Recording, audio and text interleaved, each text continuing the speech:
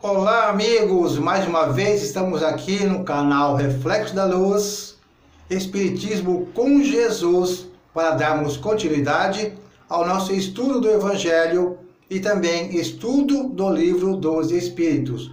Nós vamos estar continuando no capítulo 7, Bem-aventurados os pobres de espírito, no item 5, ainda falando, quem quer que se eleve será rebaixado. Vamos ao auxiliar, senão não dá para ler direito. Jesus entrou num dia de sábado em casa de um dos principais fariseus para tomar sua refeição, e os que lá estavam observavam-no. E notando como os convidados escolhiam os primeiros lugares, ele lhes propôs esta parábola. Ele lhes disse: quando fordes convidados a qualquer boda, não tomeis o primeiro lugar, preocupando-se se não se encontra entre os convidados pessoa mais considerável do que vós, para que aquele que vos convidou não venha a dizer: dai vosso lugar a este, e para que então não sejais obrigado a permanecer com vergonha no último lugar. Mas quando fordes convidados, ponde-vos no último lugar, a fim de que, quando aquele que vos convidou tiver chegado, diga: meu amigo, subi mais alto. Então isso será motivo de glória perante os que estiverem à mesa convosco. Pois quem quer que se eleve, será rebaixado, e quem quer que se rebaixe, será elevado. Evangelho de Lucas, capítulo 14, versículo 1 e 7 a 11. Aqui nós vemos mais uma vez Jesus sempre falando da humildade, da simplicidade, onde nós não devemos ficar querendo ser melhores do que ninguém, estarmos calmos, tranquilos, conscientes que todos são iguais, que não devemos querer mostrar que somos melhores ou mais inteligentes ou que possuímos mais bem, simplesmente ficarmos na tranquilidade, na paz e na humildade, para termos a certeza plena e que assim nossa consciência estará sempre tranquila e que teremos sempre chance de passar pelas provas sem ter nenhuma dificuldade e nenhum peso na consciência quando nós terminarmos a nossa jornada. Continuando o item 6, que fala assim: essas máximas são as consequências do princípio de humildade que Jesus não cessa de colocar como condição essencial da felicidade prometida aos eleitos do Senhor e que formulou por estas palavras: bem-aventurados os pobres de espírito, porque é deles o reino dos céus. Ele toma uma criança como modelo da simplicidade do coração e diz: será o maior no reino dos céus quem se humilhar e se fizer pequeno como uma criança, quer dizer, que não tiver nenhuma pretensão à superioridade ou à infabilidade. O mesmo pensamento fundamental encontra-se nesta outra máxima, que aquele que quiser tornar-se o maior entre vós, seja aquele que serve, e nesta, quem quer que se rebaixe será elevado, e quem quer que se eleve será rebaixado. Mais uma vez colocando o exemplo da simplicidade e da humildade, fazendo a comparação com a criança. O Espiritismo vem sancionar a teoria pelo exemplo, mostrando-nos grandes no mundo dos espíritos os que eram pequenos na terra, e muitas vezes bem pequenos os que eram os maiores e os mais poderosos. É que os primeiros levam ao morrer a única coisa que faz a verdadeira grandeza no céu, e que não se perde, as virtudes, enquanto os outros têm de deixar o que fazia a sua grandeza na terra, e que não se leva, a fortuna, os títulos, a glória, a linhagem. Não tendo nenhuma outra coisa, eles chegam ao outro mundo totalmente desprovidos, como náufragos que perderam tudo, até suas vestes. Só conservam orgulho, que torna a sua nova posição mais humilhante, pois vem acima deles, resplandecentes de glória, aqueles que espezinharam na terra. O Espiritismo nos mostra uma outra aplicação desse princípio nas encarnações sucessivas, em que os mais elevados numa existência são rebaixados ao último lugar numa existência seguinte. Se deixarem dominar pelo orgulho e a ambição, não procureis, pois, o primeiro lugar na terra, nem procureis pôr-vos acima dos outros, se não quereis ser obrigados a descer. Procurai, ao contrário, o mais humilde e o mais modesto, pois Deus saberá dar-vos um lugar mais elevado no céu, se o merecerdes.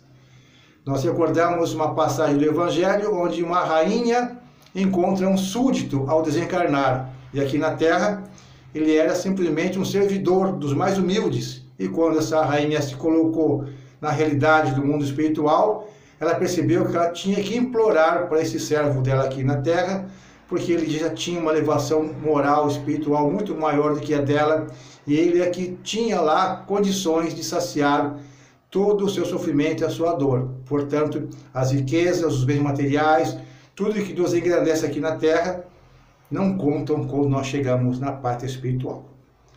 Então vamos agora continuando o nosso estudo do Livro dos Espíritos, falando ainda do livro 2º, capítulo 4, Pluralidade das Existências, no que diz ainda a respeito à encarnação nos diferentes mundos. A questão em pauta é a 183.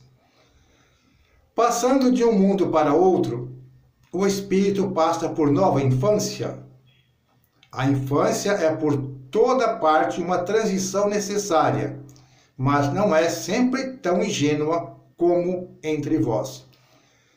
Porque em mundos mais elevados, a infância tem uma duração menor e os espíritos têm mais moralidade, mais inteligência, assim como, por exemplo, nossas crianças aqui já têm uma inteligência maior do que a nossa quando nós viemos para a Terra reencarnar. A parte da tecnologia, eles dominam, com 2, 3 anos já estão dominando tudo, referente ao celular, às suas redes sociais, estão ali passando um dedinho, assistindo filmes, assistindo desenhos, fazendo ligação, simplesmente no touchscreen, porque para nós, há 30, 40, 50 anos, seria impossível para a nossa capacidade intelectual. Mas não quer dizer que essas crianças sejam moralizadas e evoluídas no amor, mas a tecnologia já tem uma elevação maior. Só que nos mundos superiores, ele já tem uma moralidade maior, a infância vai ser mais curta, o espírito mais consciente do que ele é, do que ele está fazendo e qual é o seu futuro. Questão 184. O espírito pode escolher o novo mundo em que vai habitar? Nem sempre, mas pode pedir e obter o que deseja se o merecer. Mais uma vez, se o merecer, porque os mundos só são acessíveis aos espíritos de acordo com o grau de sua elevação. Ou seja, se ele não tiver a sintonia, a moralidade compatível ao mundo que ele pediu, não vai ter como ele reencarnar aquele mundo. E se o espírito, que é a próxima pergunta, vai falar assim, ó, 184A, continuação. Se o espírito nada pede, o que determina o mundo onde ele irá reencarnar? O seu grau de elevação, ou seja, vai estar compatível como se fosse automático pela sintonia, sua vibração, sua moralidade, é que vai ser o passaporte dele para o próximo mundo que ele vai reencarnar. 185. O estado físico e moral dos seres vivos é perpetuamente o mesmo em cada globo? Não.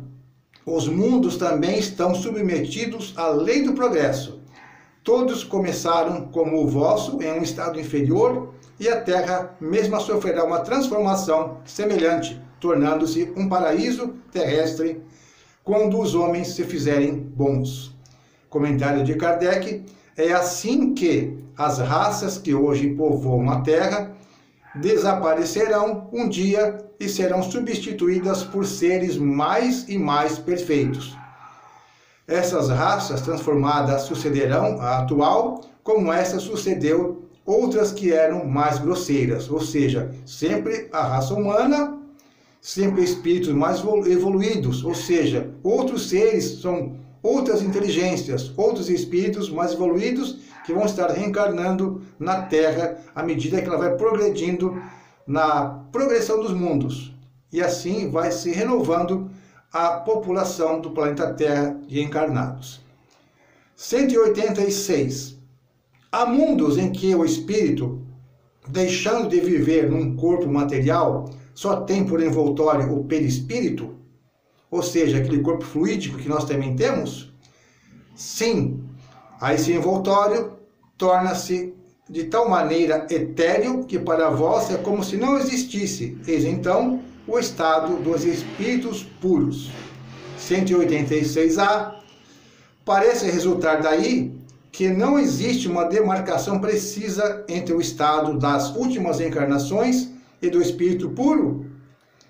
Resposta: essa demarcação não existe. A diferença dilui pouco a pouco e se torna insensível, como a noite se dilui ante as primeiras claridades do dia.